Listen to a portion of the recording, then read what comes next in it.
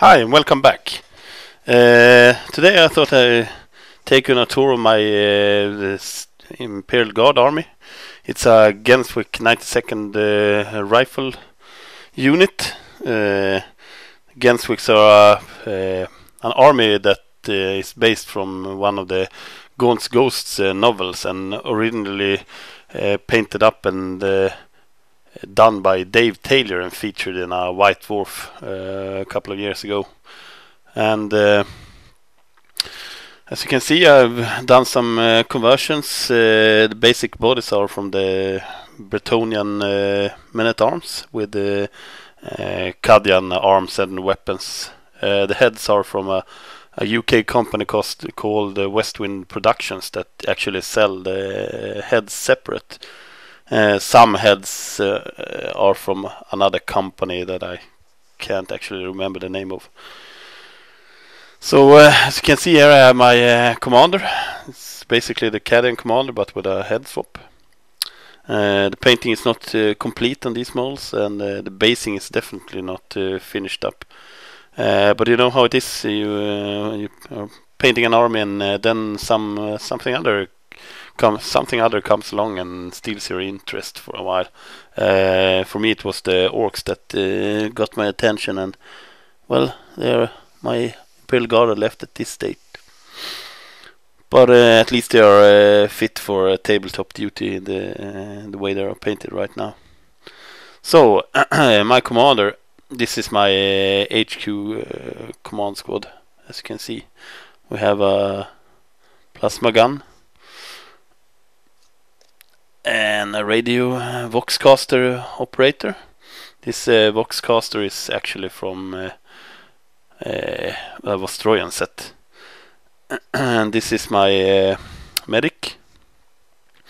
And on the far end is our banner bearer. Actually made a separate banner for my Genswick force. That's a self-made and printed transfer sheet. Still have to paint up the tassels and all the details, but yeah. So moving on, this is my platoon HQ. Yeah, I actually run them with 4 flamers. They have many Tyrannid and lesser creatures on their conscience. I don't know how many lictors they flamed to death during our campaign, but they were rightly feared in the end. And that alone made it able for them to hold the objectives against infiltrating Tyrannids.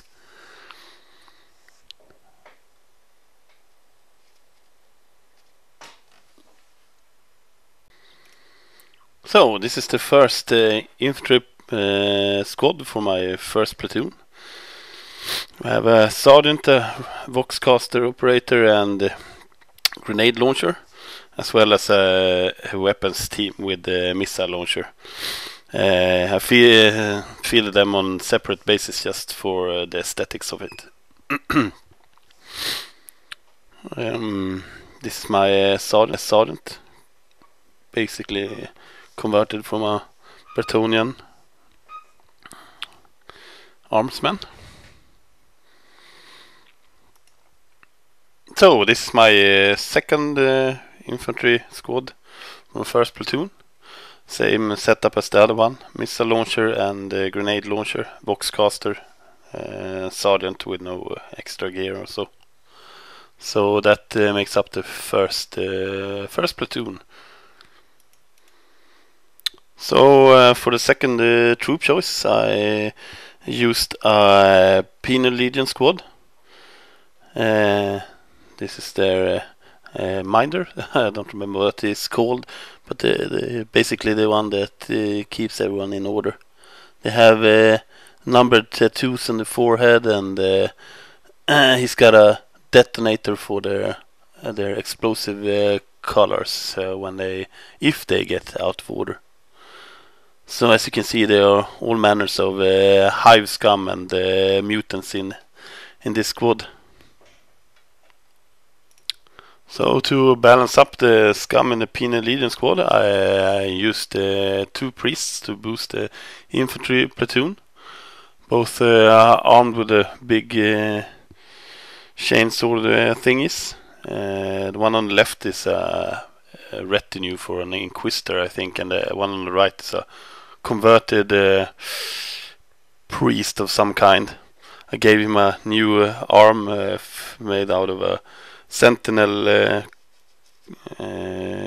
close combat attachment, what's it called, and gave this dude a new las pistol instead of the usual weapon he has. And last but certainly not least in this installment is my 10-man squad of rattling snipers. As you can see, I converted them from the old rattling snipers, modernized them with some new heads and conversions to bring them more in line with the army that I use. Very effective in game, actually, if you just make sure they're not involved in any kind of close combat. But sniper rifle fire is quite effective against carnifexes and such beasts. So that's it for my Imperial Guard for this episode.